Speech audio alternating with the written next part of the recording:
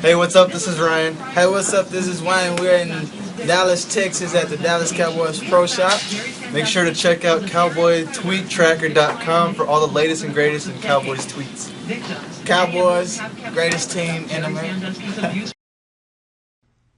Hello, Cowboy fans. Welcome to the Cowboy Tweet Tracker. First things first, we got to send a big shout out to Wayne and Ryan in the Cowboys Pro Shop in Dallas for helping us record that promo at the beginning and also hooking me up with this awesome tee for this Sunday's game against the G-Men, the Giants, when the Cowboys are going to take the NFC East Division and lock it up, baby. But we got to check out what happened this week for tweets.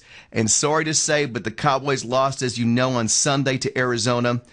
A very disappointing loss, but I'll tell you what, here's what Barry Church said about that. He tweeted out, "Tough loss, but we will bounce back, Cowboy Nation." And then we had another tweet from linebacker Brady James. This was interesting. He says, "Quick tidbit, when we lose, I change my whole routine when leading up to the next game." So that's, hey, maybe he's superstitious, or maybe he just likes to break out of the mold and do something different, get that foul taste of a loss out of his mouth. He also tweeted later on, and he got a lot of retweets on this. He said, "When life throw you lemons, chop and screw them suckers and make lemonade. Remember, do your best and leave to the Lord the rest." And then he put his Z's because that was what he did before he went to bed, his tweet. And that got a lot of retweets. Shows you kind of his attitude. Montre Holland. This guy, I want to show you this, and this is going to be going through a number of tweets back and forth with a fan that appears to be a hater at the beginning. And I thought I wanted to show this because this guy, Montre Holland, is all about class.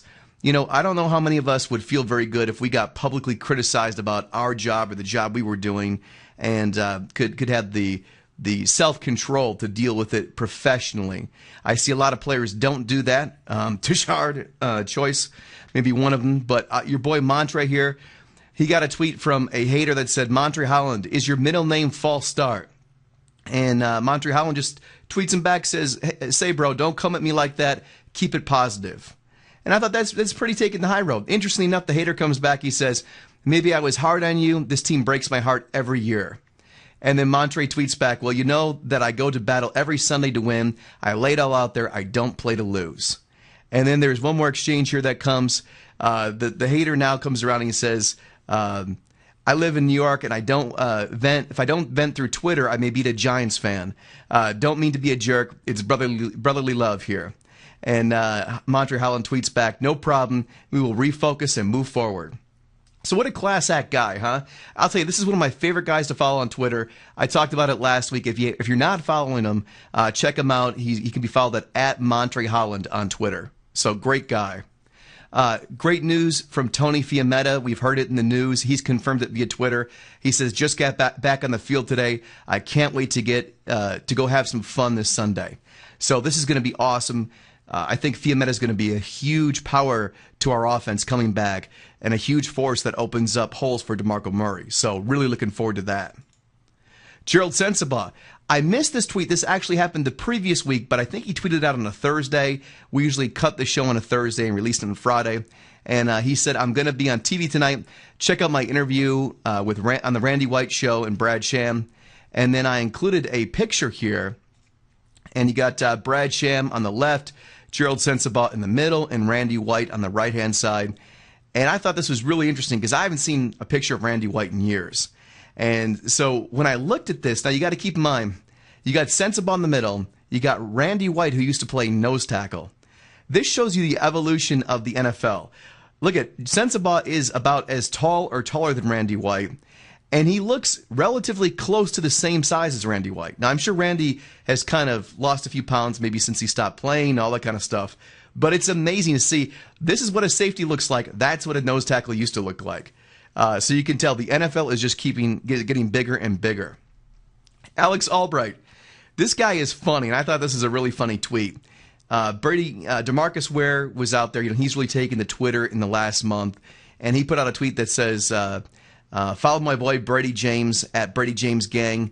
And then Alex Albright saw that, and he put out his own tweet. And he says, "Dang, Weez, no love for the junior varsity at Bruce Carter, Ori Lemon, and then Alex Albright."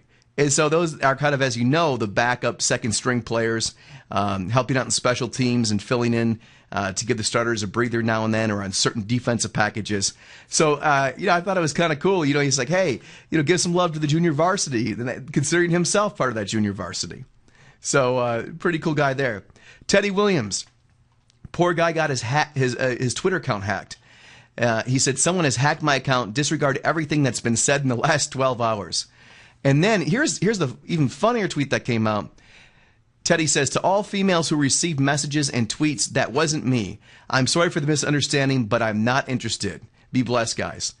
So now wouldn't this be a great problem to have? Now, I don't know, maybe Teddy has a girlfriend or he's married. I'm not sure. But someone hacks his account, sends a bunch of messages out to female fans, and Teddy can't deal with the onslaught of responses he's getting back. So he has to put just kind of this blanket statement out there. So what a rough life you have, huh? You got these all these ladies just lining up to get excited that he's actually paying attention to them. Then he's kind of like, just don't have time. Sorry about that, folks. So it must be a rough life. Frank Walker. And apparently DeMarcus Ware has called him the funniest man on the Dallas Cowboys. Frank posts a picture, says, defensive coordinator Rob Ryan photo shoot. I thought, wonder what this is all about. And if you look at this, they got Rob Ryan all pimped out here. He's got his big medallions on, his pinky ring, his glasses. Obviously, I think this is a Photoshop, but with Rob Ryan, you can never know for sure. So I'm sure Rob Ryan, he always talks about having swag and bringing a presence and, you do you type of thing. So this would fit Rob for sure. So I thought that was a pretty good picture. Next week comes from defensive end Jason Hatcher. He says, about to eat sushi with my D-line brothers, my dogs for life.